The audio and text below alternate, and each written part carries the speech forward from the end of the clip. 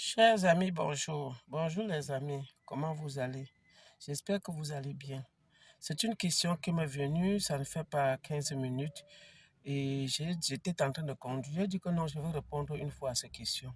C'est une maman, elle me pose la question par rapport aux enfants têtus. Par rapport aux enfants têtus, ça ne laisse personne. Ça ne laisse vraiment personne. Que quelqu'un ne vous dise pas le contraire. Tous les parents ont des problèmes. Tous les parents ont des problèmes des enfants. Que ce soit parents riches, parents pauvres, ils ont les problèmes des enfants. Chaque parent doit se battre à donner le meilleur de lui-même pour donner les conseils à l'enfant. Enfin, pour celui qui va réussir, va réussir. Celui qui ne peut pas réussir, ne peut pas réussir. Parce que tu ne peux rien, tu ne peux rien. Tu as tout donné, tu as beau couper ta tête et donner. Mais si l'enfant a déjà choisi une mauvaise voie, tu ne peux rien. Donc, maman, ce que je vais te dire, je suis ta sœur, je suis Madame Thérèse Fossi. Moi aussi, j'ai les enfants. Ce n'est pas facile. Si moi, je commence à vous dire ici que c'est très facile avec les enfants, c'est que je mens.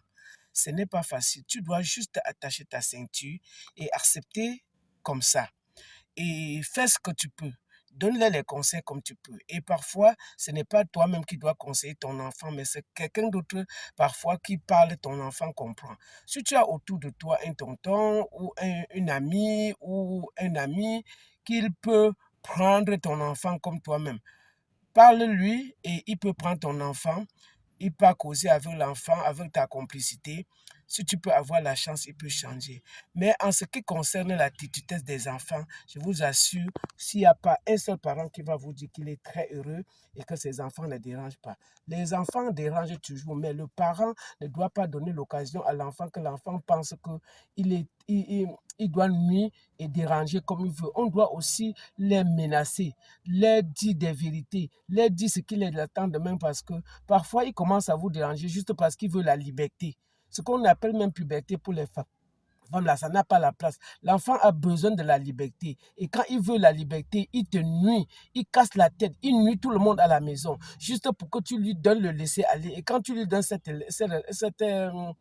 liberté, il est content. Et quand il est content, maintenant, c'est aller échouer. Et demain, on dit que tu as échoué. Mais il faut parler et reparler. Et que vous, les enfants qui me suivez, sachez que tout ce que le parent fait, c'est d'abord pour votre bien.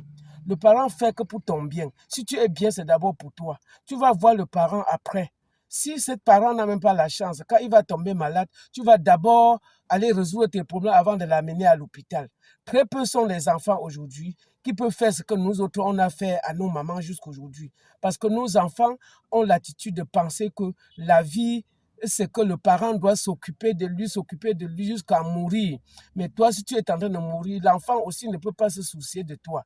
Donc, je voudrais dire à tous mes chères sœurs que votre sœur, Madame Thérèse Fossi, ne peut pas dire plus que ça. Je suis mère, je suis grand-mère, j'ai des petits-fils et personne, je ne peux pas vous mentir que la vie est très rose avec eux. Il y a toujours les difficultés, mais essaie de remonter à ton niveau. Vraiment, ce n'est pas facile. Ce n'est pas facile le parent. Ce n'est pas facile la mère. Ce n'est pas facile. Mais Dieu va t'aider, ça va aller. Beaucoup de courage, beaucoup de courage. Mes chères sœurs, bonne journée à tous.